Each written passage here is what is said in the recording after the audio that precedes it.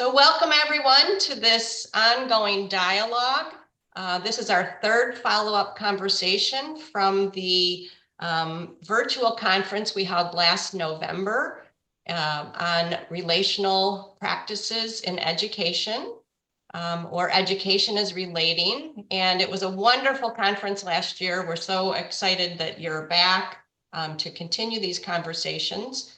I've asked everybody to put their name in the chat and where they're from, and we've got people coming in from Brazil and Florida and Mexico and New Zealand, San Diego, Portland, Oregon, Shaker Heights, Ohio, Houston, Texas, Melbourne, Australia, Amsterdam, Brazil, Finland, Guatemala. So welcome everyone. It's exciting to be here and we have a great program planned for today. I want to introduce the Taos Institute. First of all, my name is Dawn Dole and I'm the Executive Director for the Taos Institute.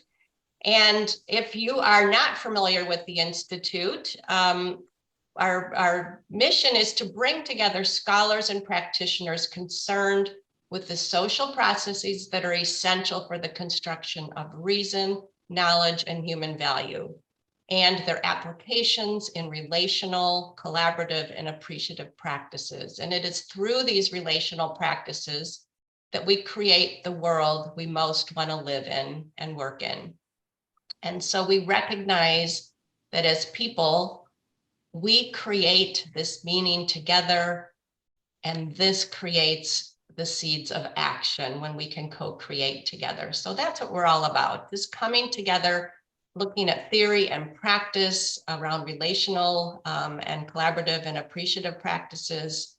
And we do this through publications, workshops, online courses, conferences, both in person and virtual, a diploma program, and of course, webinars like this. So thank you and welcome. I'm going to introduce Ken Gergen, who is one of the co-founders of the Taos Institute and currently the president of the board and the Institute itself. And I think most of you know Ken and his work and have read lots about his work, and it's just phenomenal. And I'm so excited that he's here to share with us. And I'm going to put him on spotlight so that everyone can see Ken. And if you can keep yourself on mute, that would be great, to keep our background noise down. And Ken, I'm going to let you take us out, take over the call. Okay, thanks, Dawn. Let me echo your excitement about this continuing conversation. I mean, the conference was what, the year past, and here we are. The conversation continues, and I'm very warm to see friends from the past showing up on the screen. It's lovely, and also people I've read or read about, also there. People I don't know at all from different parts of the world. It's exciting for me. Relational leading. Let me think historically here for a moment. I mean, if you go back and someone needs to turn their mute on. Yeah, let me check that. We all right? Okay. Historically speaking, if you go back to sort of leadership studies, you get sort of two major forms of leadership. There are a lot of others, but you generally will make a distinction between charismatic leading and what we call managing or managerial leading. Charismatic leading going back into early ages, kings, princes, warriors, spiritual leaders, which pretty much died out. I say pretty much because it's still part of our history, part of our traditions. It's still there, and Martin Luther King or even Donald Trump, charismatic leader. By the way, if you see me jerk from time to time, I have to apologize. I've had dental surgery, and it kind of has left my mouth with certain elocutionary impossibilities. So pardon me.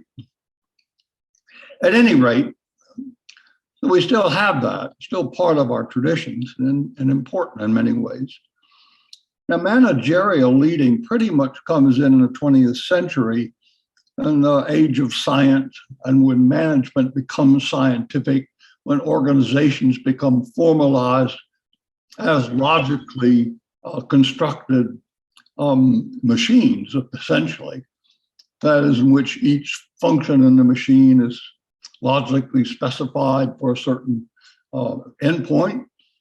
And if all parts of the machine work together, the machine runs perfectly and does what it's supposed to do. The job of the leader is essentially to keep the machine running, to bring in consultants if it goes wrong, to make strategic decisions. Now, management studies has itself begun to realize that that form of machine-like enterprise is dysfunctional in an age of change. As if you've got a machine that's designed to do certain things at a certain time, but as Dawn mentioned, you have a chaotic world in which there's continuous change and demands on the machine. It ceases to be functional. So a lot of organizational theory has moved towards reconceptualizing the organization. In the early days, it was as a conversation, and then constructionist thinking entered into this a lot, and we began to see it as a kind of a span of relationships, of continuously moving relationships, right? So you can't organize it, you can move with it. You can enable it to move in the directions it must go, given the circumstances. And of course, AI, appreciative inquiry, was one of the first big steps in that direction. They tried to mobilize the people in the organization to be part of that change process, so it was more inclusive and more dialogic. And those particular moves have continued in the sort of organizational world, so that you get sort of dialogic change management and all sorts of innovations, and they are in motion now. And they're not complete, but you can detect that movement very strongly. Now, when you turn to education, it's basically educational systems are still products of last century. They're still designed on that architectural, functional, rational basis, so that they run in some ways, and going back to our conference, are like factories. So each part of the organization has its function within this factory, and it's designed to put out high quality products, namely students who have knowledge. So in some way, where you can really change, you can have academic training programs for managers in corporate sector. It's very difficult to think about training managers in education, even though we do have management training for education, but it's old-fashioned. You do have class management and so on, but they're dealing with a structure which is no longer functional. Now, in the case of education, again, we need to mute.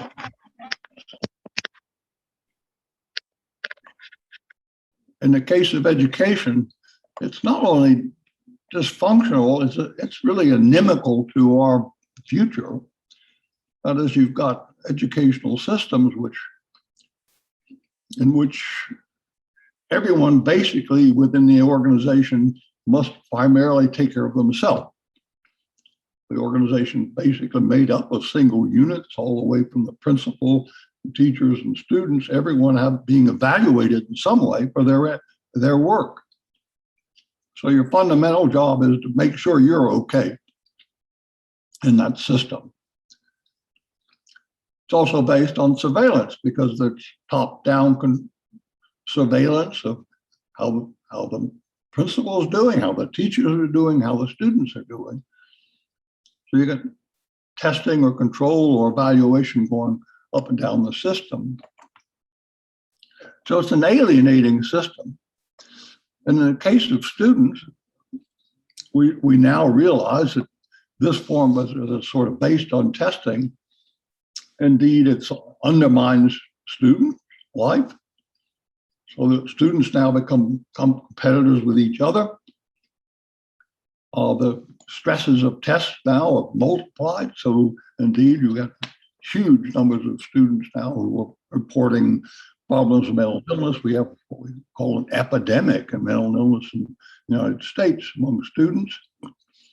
It undermines the learning experience because it's basically learning becomes a matter of passing tests. One can scarcely remember from one year to the next what they learned in the last year. But the material itself has little interest because it's simply a matter of trying to pass the test with the best score possible. So you undermine student well-being, you undermine the process of learning, but in a broader sense, to go back to the relational perspective you're trying to move toward here. If schools are seas of relationship, you've got relationships now which are alienated, but you've got no way of preparing students who come out of that for a future in which we know we've got to work together. We've got to be able to coordinate ourselves within societies, across societies, because the way in which the world moves demands exactly that kind of coordination, ability to see each other's point of view, to work with those points of view, to be able to add to them, to solve complex problems together, be compassionate, be understanding. And our future really depends on that. And we understand now that perhaps we don't have that much time left. That is, if we cannot coordinate globally, how much time do we have before the environment becomes wholly uncontrollable until it's one nation against the other nation, and we are simply now having into a war of all against all? So in some sense, then, education becomes the key to where we go in the future. Now, with that said, what do you do about leadership? Because leadership becomes not something that you can prepare someone for, again, with an organization that's already there. You become kind of a change agent. That is, relational leadership means moving that ancient relic of a structure into a relational process, advocating, back to charismatic leadership, managing, drawing from last century, adding all the resources, for example, of appreciative leadership, which would be generating leadership, relational processes in which appreciation is a centerpiece. One could draw from, let's say, texts on humble leadership, which is popular in many parts of the world. Servant leadership, it has, again, it's relation-centered, but it adds a piece. So drawing from these with a relational sensitivity to what's going on, to how one is within this milieu, but also moving it, inviting, inspiriting, sharing, trying to bring into being practices of, let's say, pedagogy, of more dialogic classrooms, more project-based learning, more collaborative learning, of trying to move towards away from traditional grades and testing, fewer courses graded, ungraded credits, evaluation which is built into the process of the relationships among students themselves. It means expanding the borders of the school, bringing in the community so that it becomes now a part of the school, expanding beyond the local community into the global sphere in which there are now possibilities for linking classrooms around the world. So project-based learning can become that which you participate in globally. So in some sense, it's more difficult, more challenging, but to me, much more inspiring to think what you're doing with in terms of relation-centered leading is trying to generate the conditions in which the world can somehow survive and possibly thrive. Thank you. All right, thank you, Ken. Thank you, Ken. And we want, as we think about some of the things that Ken was just sharing with us, keep those in mind as you hear these next three stories. I've invited a couple people who presented at the conference last November to come back and take a couple minutes each to share their story, their real life example of relational leading in their educational settings.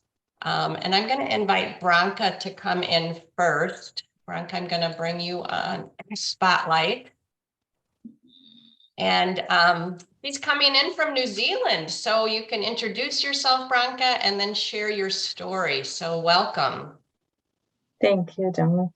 Kia ora koutou, ko Branka Vasilic toko ingoa. I am originally from Croatia, but have been living in New Zealand and working with students with additional learning needs and their families for many years now. That was mainly an educational psychologist role. Now I work for the Ministry of Education in a team that supports and guides learning support services. And today I wanted to share with you how our team is leading the education system in a more relational direction with our new principle-based practice framework called Happy Korua. So I wanted to share a couple of slides with you.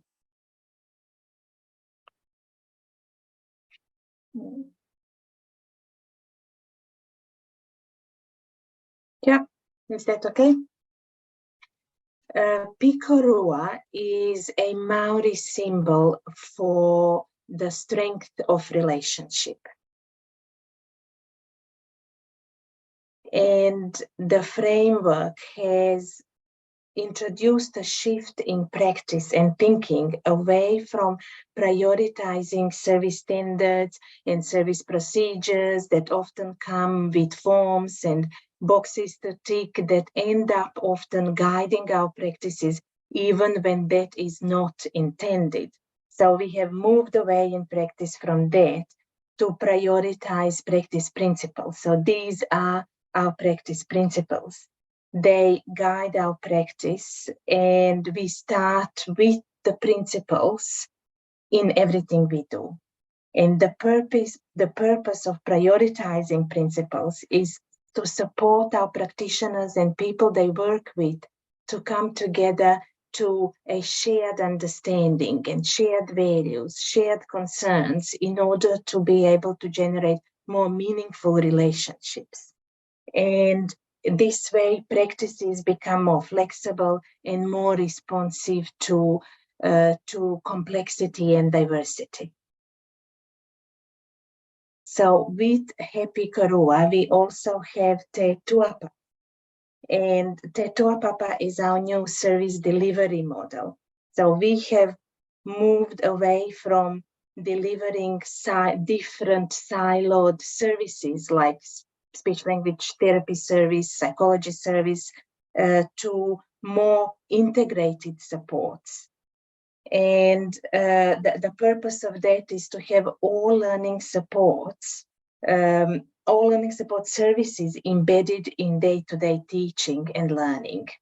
And from that perspective, all supports are grounded in inclusive school environment, school culture, day-to-day learning. And this way, another purpose of that is to be able to prioritize prevention first and well-being first. So this Happy Korua is available publicly, and I will put a link in the chat later. Thank you. Wonderful. Thank you, Branka. Very innovative work. I think you're finishing up your PhD work on this also, right? That's finished. Yeah, good. All right. And now I'm going to invite Tamara to come on the screen. And Tamara Richter is calling in from Texas, but originally from Mexico. So welcome, Tamara, and you can introduce yourself and share your story. Thank you. Thank you. So yeah, I'm Tamara Richter. I just moved to Texas 2 months ago to work at Xavier Academy, which is what I want to talk about now.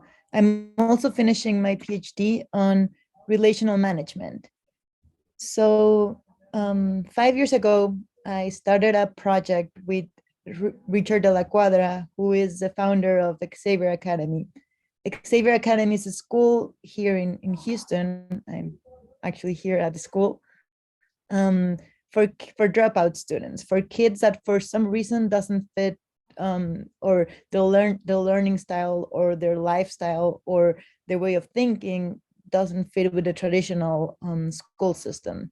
As Ken mentioned, the traditional school system hasn't changed for over a decade, over a century actually, and for some students it doesn't work. So they come here looking for a different way of learning. And at the beginning, my dissertation was about the development of a school that is relational based. So the way we teach at Xavier is we put the relationship in the middle. So it's not content based as the traditional curriculum where you follow the content and then you try to teach that content. And it's not child based, that it's based solely on the student. So here the relationship between teachers and students matters. So my research started that way. And then during the pandemic, we had to close down the school in Mexico City, and I switched to the school in Houston. But the school here in Houston has been up for 15 years, and it's the way teaching and learning, like at the student teacher level, has been very successful. And I realized I had more to offer if I switched to management. Also because while working in Mexico, I realized that leading and leadership in general at school was a huge challenge. And so some of my findings during my research was that, because also this is practice and theory. So when it's really hard for me to separate the theory from the practice, since I've been like in practice and also doing my research at the same time. So I kind of go back and forth. So one of my main findings is that leadership in education, or at least in this type of educational setting, it's part of the learning process, like management. And after listening to Ken, I was thinking that manage, like the word in my dissertation, I should change it to something else, because I talk about relational management. But I think that when you think about the leaders in this organization, they shouldn't be managing. So the management in the school it's part of the learning process. Management is still changing, and we as directors are also changing. And my other finding is that management comes from the business world, and when we try to put we use terms or use structure from the business world in education, when we're working with people, it doesn't work anymore. Like it's machine-like. So my other finding is to create an organigram, a way of looking at the organization that it's fluid, and in a way that it's, I take the liquid society idea from Bauman, and I put it into the school to show how, like, it depends on the situation who's going to be the person in charge, or who's going to be the person that is more capable of making the decisions. And it's not always the director or the person that is in the top. So whoever is in the top, it changes. And this makes it relational in a way. And I'm gonna share my, so I went back to the presentation I did last year, and I was just finishing my dissertation. Now I'm done, but these were some of the thoughts that I gave during my presentation. Was liquid management. The idea of management is part of the learning process. And also management is not isolated from the rest of the school. And the most important thing is that teachers are also leaders. So in order for teachers to understand how to be relational with their students, they have to live it first. They have to experience it. And they have to experience it with the people on top, like, or the leaders at the time, which in the school are, it's not only the director or the principal, it's also the wellness team, the psychologists, and the therapists. And finally, learning doesn't, like, when we talk about learning, there's no specific place or specific, like specific place physically or mentally to learn. It happens everywhere. So it's really hard to put limits in it. And that's what schools historically have put some limits for learning. So also to bring learning up, to bring it to the management, and to bring it to a leadership team. It's a way of making conscious about learning and make it visible. And yeah, thank you. There are still like a lot of thoughts, a lot of unfinished thoughts to continue, but I just wanted to share where I'm at, because my dissertation is finished, but my thinking is still going.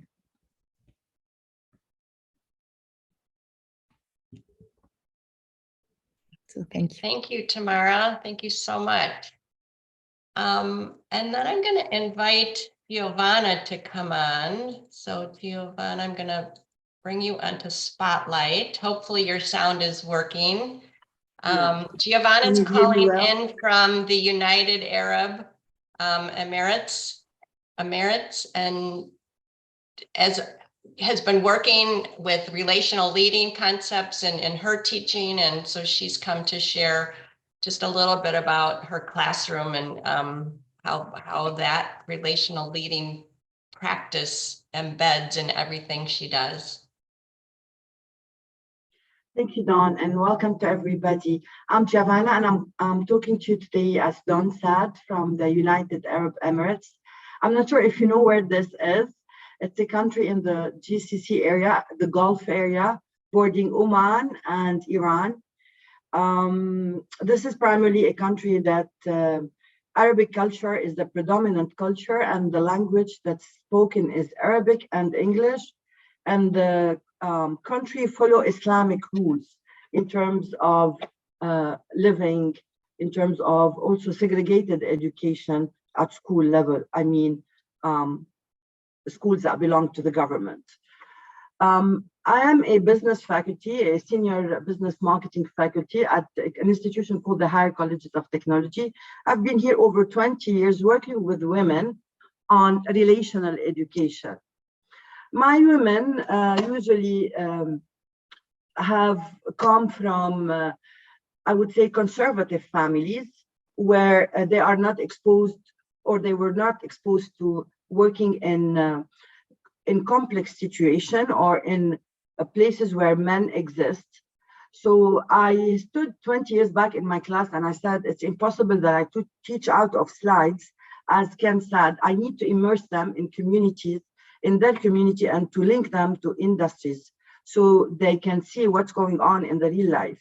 So I really started the relational learning before meeting Ken and Mary Gergen, with Mary, I have worked on a big project on relational learning in education. And this has led to a flourishing of these women. So with Mary, I was looking at the impact of relational education in women in this context. I want to share, Dawn, if you allow me, am I allowed to share? I want to share just a photo to show some of my students. I'll try to share that if that's possible. Yeah, it can. So in this, for example, in this setting here, these are women with me working inside an organization. And we worked on a project linking their marketing studies with companies. So we visited the company. They worked on a project to solve problems for this company, and they presented this work. They worked closely with this marketing manager. She was a German lady living here. And 7 out of a class of 20 got employed on that year. And now they occupy higher positions in this organization and outside this organization. When I interviewed them to understand the effect of such impact on their journey, they considered that this was the best thing that ever happened to them, to go outside of the classroom and to immerse themselves within their community and within organizations that were operated by men and women, local, I mean UAE, United Arab Emirates or Emirati managers, and also expat managers. So they have traced their journey back to their current successes, back to their relational education. Another example is that, for example, when I ran classes on tourism, marketing, and also linking the culture, this is one example of what the students do instead of listening to slides. So what we do is I ask them to do cultural days, and these are women who are between 20 to 28 years old. So they bring their cultures and they do kind of a museum. A particular story that has recently happened is that I asked them to uncover stories of their culture. So what I've seen them doing is that they have interviewed their grandfathers and their grandmothers, and they brought to classes videos and photos of their grandfathers speaking in Arabic about their culture. Because it's an institute where we teach in English, they translated everything and they transcribed those videos that they showed to community who were asked to visit the college on that day. My students and I, we we base our learning on our collaborative approach to understanding what goes on around us, not only in the classroom, but also in the community, in the industry, and we co-create learning based on those examples. I should say that this has been rewarding to me to be able to live 20 consecutive years in the same institution and in the same culture, to be able to bring those women to this stage in their life. Many of these women are now my colleagues and my friends, and they are very proud of their relational learning journey. I say that Tamara said that teaching is a leadership and teachers are leaders. I say that teachers are relational leaders, and in relational leading, everyone is a learner, including the teacher, and there is a co-creation of knowledge out of those contextual examples I've just given you. Thank you so much.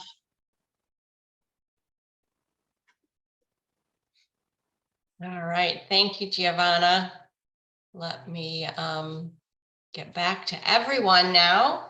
So I know each of you have a story or an example of relational leading in your educational experience. And so we're going to invite you to share those stories in small breakout rooms first. I've got some questions that I just put in the chat. Let me send it off. So there'll be 4 people in each group, and that'll give you time to really delve deep into some of these questions. First, share who you are, where you are in the world, and what your interest in is in relational education. And then, and we've got people jumping off, so that means the rooms are going to be a little bit different. Let me just double check that. And then when you're thinking about relational leading in education, share a story from your own experience: who, what, where, how, the challenges, the successes.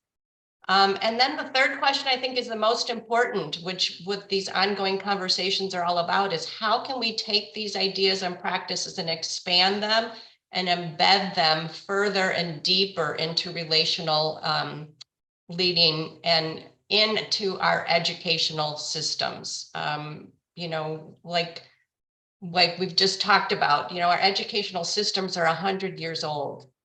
How can we take some of these ideas and really bring them into our educational systems at this point? So that's probably one of the most important questions. So anything, any questions before we start? I'm ready to do the breakout rooms. All right, welcome back everyone from your breakout rooms. Hope your conversations were rich and exciting. I'm going to ask each group to just take a couple minutes and maybe share their highlights. So the questions we explored were just first, who all is in the room, and hopefully you got to know each other a little bit and what you're interested in relational education. And then in thinking about relational leading, can you share a story? So maybe you have just a quick story or a highlight or an example of relational leading. And then for me, the biggest question is, how can we expand and embed these practices and concepts into our educational systems? So hopefully you had a little bit of time to explore that question too. So not a whole lot of time for each group to share out, but we've got 1, 2, 3, 4 groups. And let's start with group 1. That was Branka, Lucy, Marge, and Peter. So I don't know if you have someone that wants to come off mute. I am happy. We had a very lively, interesting discussion, lots of ideas shared. So I will just briefly share some of the ideas we discussed and leave it to my colleagues if they want to provide an example, a story. So we talked about teaching and research coming together, looking for new ways of being and doing, expanding the relation, the focus expanding the relational ideas to include nature, not just focusing as we tend to on humans too much. We talked about how words are important, and Marge talked about how we should replace the word education with relational learning. And we then took this to talk about how learning is across instead of above, and that learning is spiritual as well as organizational, as well as organized. We all agreed that Taos community is very special because of the alignment between what we're saying and what we are doing. Okay, great. Thank you. Anybody else from that group want to chime in? Good. Thank you so much. The next group is Alicia, Melissa, Rola, and Tamara.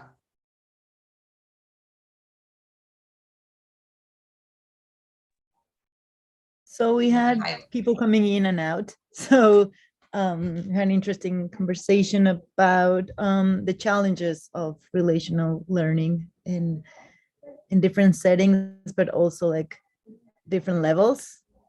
And also the challenge of breaking old habits and old structures. And Rola shared his work with action research and how to include that in the classroom and how to teach in a in a way that it's how to research and teach at the same time, and research and learn at the same time, to bring research into the schools in general, and to kind of practice in a researchy way, if that even exists. And I don't know what else.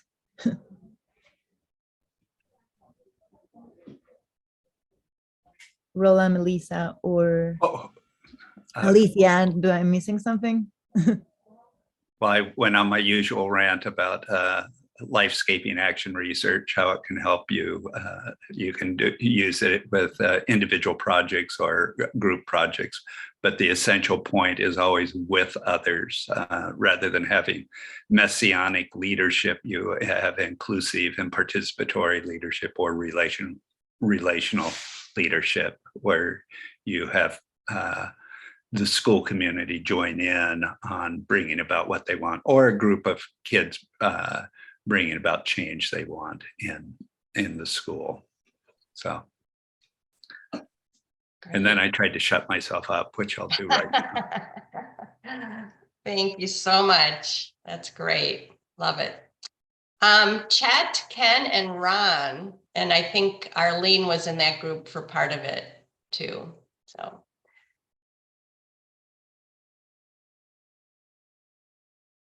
You have a spokesperson? I've been nominated to kind of review our discussion. We had a very interesting discussion. Although as usual, it's always too quick. You just start to get into some topics, and then all of a sudden, time is up. But we talked about some of the challenges that we're facing, not only in higher education, but in business and in society general. Some of the political challenges, climate challenges, and so on. And how do we address these issues? And most of us talk about this in an episodic way. What is the episodes that we're facing, and we try to deal with that episode and then move on. And so we become very fragmented in our approach. And Arlene suggested that we need to be maybe more processual in our approach. We need to think about a process that we can create that will be sustainable. Sustainable not only within small groups, but can also be ramified throughout the organization through translators and other groups. And some of the things that came up, in the discussion were, you could be in a group and having a really meaningful conversation, when all of a sudden one of your managers or higher leaders come into the room, and all of a sudden the group kind of freezes up, and the conversation starts to devolve. And how do you get past that power block that many people perceive as preventing us from engaging in meaningful dialogue? And so, one of the things we talked about was, the importance of a central focus, being able to focus on an item and get people who are interested in that particular item, but using a multi-method approach of doing research. Or as Ken talked about with an immigrant group, we search, where instead of experts doing the research, we all go out and conduct interviews and learn from each other and bring back our findings and try to create something together. So through a collaborative design process, we can come up with some solutions, perhaps, and some ideas and some theories and approaches that may have an impact on changing not only the organization, but an impact on people and the relationships that people have with each other. And that kind of needs to be maybe a first step in terms of bringing about change, is valuing people, building those relationships, engaging each other in dialogue, and trying to create something together. Ron, Ken, Arlene, any comments? You're on mute. You're on mute, Ken. I'm going to say the summary was more articulate than the discussion. Really? Thank you. No, I think thank you, Chet. You did a nice job, and the episodic versus processional, and maybe how do we sustain the dialogue and can continue to expand it with the group we have to other groups. So yeah. So I want to thank you for that, and take a little pause here before we get to the next group, because the kinds of things that your group was talking about and the other two groups also are things that we really hope people bring to our event, our virtual event happening in November. And it's called Ongoing Dialogues, Relational Resources for Global Good.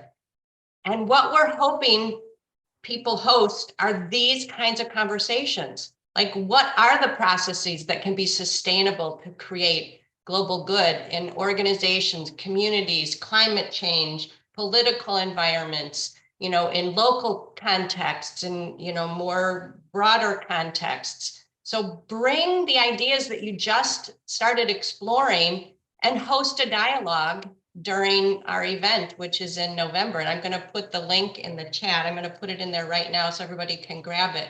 But everyone's invited. You don't have to come with a presentation. Come with a question and pose a question and say, I want to get together with people that are interested in how we can create processes that are sustainable to help our political environments. Or I want to create a conversation and invite people to join me in looking at the climate crisis and what are some relational practices that we can engage in for the climate crisis. Whatever it is, it doesn't have to be a presentation, just a driving question that you bring people together for. So I hope everyone will join in that. And as I just put it in the chat, you can get all the information. And there's a submission form there to pose a dialogue question, host a cafe, a coffee hour, whatever you want to do that week. We're hoping people from around the world join in. But that your conversation and your summary, Chet, got me excited about some of the possibilities that we can create in November together. Last group is Bejjani, Giovanna, and Rick. So come on. Okay, I'm going to start, but we're going to co-present all of us. We agreed like this. This was a very joyful and interesting conversation, very lively. We spoke about relational practices, from storytelling to appreciative inquiry to relational learning as a way of living, really, to music, to theater. We spoke about also how we introduce those into schools and higher education by following small wins, or what we call small steps.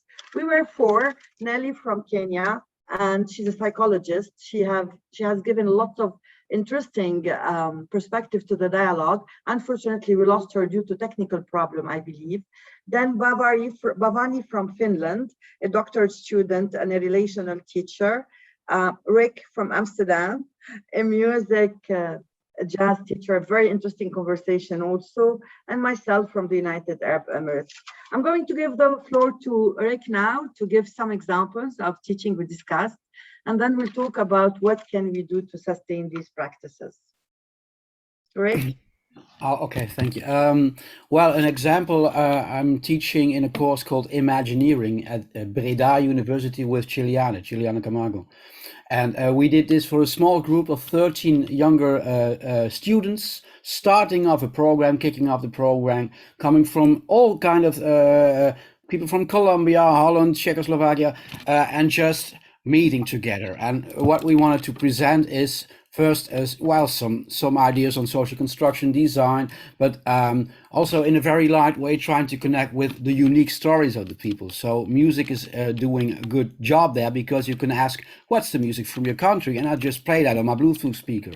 And then some people say, oh, this is music from my country, or this is just R&B, which I like, you know. So this is already opening up the relational part of it.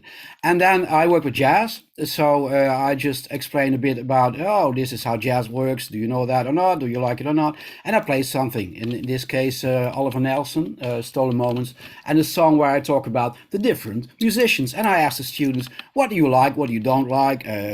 what comes up. And then, for instance, they say, oh yeah, I really like this Eric Dolphy guy with his weird playing. And another person says, oh no, that's way too chaotic. You know, and then we start to converse around that, then suddenly the whole thing is opening up. And this is what, for us, for Ciliana and me, really works, because they forget that they're in the classroom. It's just a community. And it's just from this different perspective, in this case, music, it might be anything, but it's more like working with a metaphor to connect to what's really happening inside the people. Like in jazz, it's unique personalities working together towards a unique sound, which is always new. You're in the middle of innovation. And then it really works, because otherwise, and then to take it on, you might say, make yourself a Spotify playlist with your favorite songs, you know, listen to that once in a while, which is anchoring the experience a bit. And then be modest about that. Like you were saying, the small wins, the low sparks, the small shifts, that is what I believe, being patient around that might be working in the end. Right. Thank you so much. Thank you, Ray. So for number 3, Dawn, we have come up with a few ideas, because you wanted to focus mostly on this point. And we agreed that those small shifts will make a difference. So we have to be patient when it comes to sustaining those. And we call them small wins. We spoke also, and I will ask perhaps Bejjani to elaborate on this, like on the art of questioning and storytelling and listening. So Bejjani. Yeah, thanks, Giovanna. A pleasure to be here. And yeah, one thing that kind of comes in context to what Rick was talking about, since it was connected to music, is the term chaotic symphony. For me, relational leading is somewhere connected to this phrase, chaotic symphony, in the sense that it might seem chaotic on the surface because you don't see any specific, you know, hierarchical structure or pattern, but there's still a rhythm and a flow, and there's something evolving from that space. And I think 3 practices that I personally go to, use in trainings and in classrooms, is the art of observation, the art of listening, and the art of powerful questioning.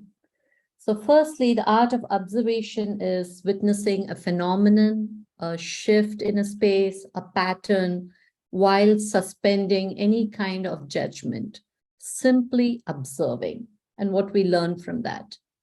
Secondly, the art of listening is listening with an open heart, open mind, and open will, and listening because you want to generate something, you want to co-create something.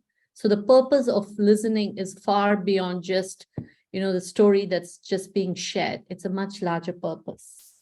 And thirdly, the art of powerful questioning, where you question because you're curious.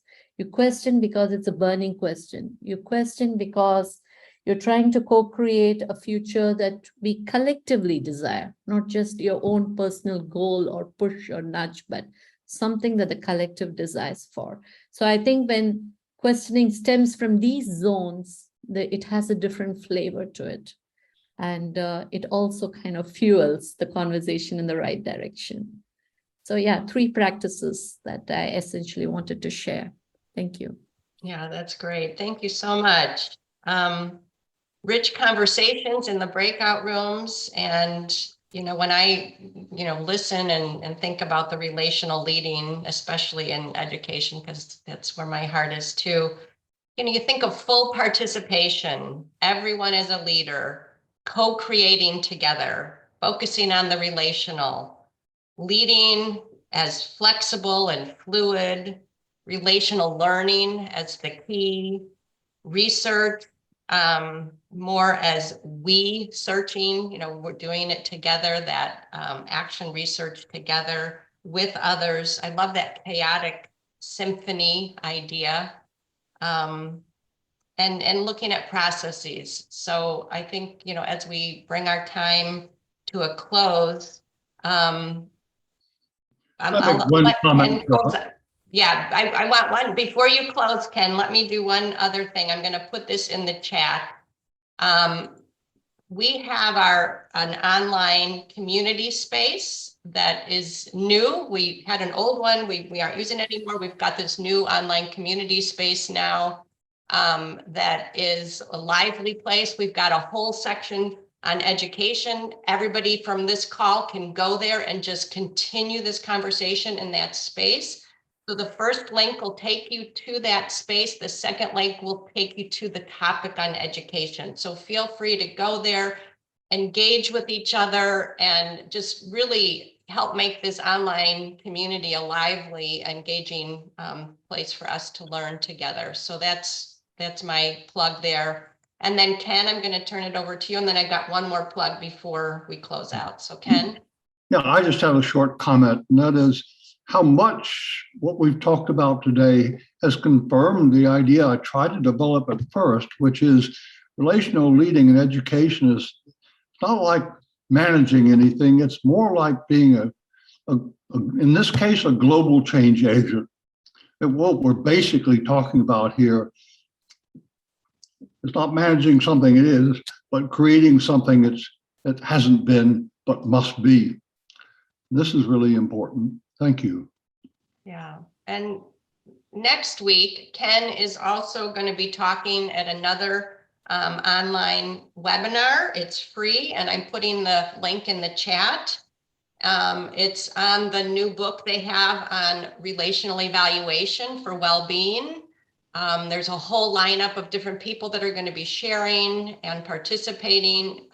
Go ahead to that link that's on our website, but on our website page, you will get a link to register for that. And there's several sponsoring organizations that are hosting this call next week with Ken. So I hope you all get to join that. And I'm so grateful for you to be here, and I look forward to our ongoing conversations and dialogues and learning together. So be well and have a wonderful day. Thank you. Yeah. Thank you, everybody. Thank you.